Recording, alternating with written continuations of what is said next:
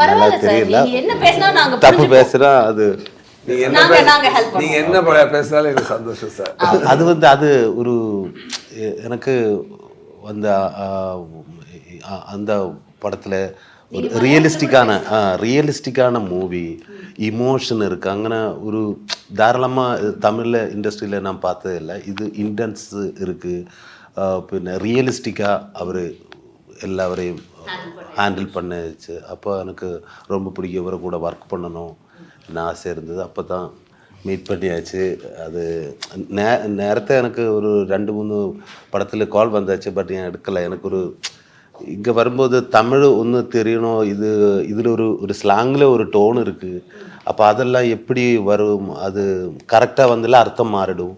அப்போ அந்த ஒரு டென்ஷனெல்லாம் இருந்தது. பட் சார்னு கூட பேசியதுக்கப்புறம் அந்த டென்ஷன்லாம் பிரேக் ஆகிடுச்சு.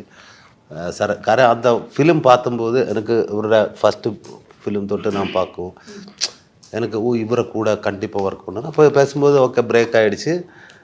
அதுக்கு சேஷம் அவர் என்கிட்ட சொல்லியாச்சு எல்லாம் கரெக்ட். இப்போ சாரு சொன்னது இல்லையா, டோன் இந்த மாதிரி இமோஷன் இருக்கும்போது இப்படி தான் டைலாக் வருது, அதுன்னு என்ன டோன் இருக்குது, அதெல்லாம் எனக்கு ரெக்கார்ட் பண்ணி கொடுத்தாச்சு. அப்போ கொடுக்கான்னு சொல்லியாச்சு. அப்போ நம்ம ஓகே இந்த கேரக்டருக்கு நான் ஓகேவா சார், கரெக்டாக சார், அது ஓகே சார்.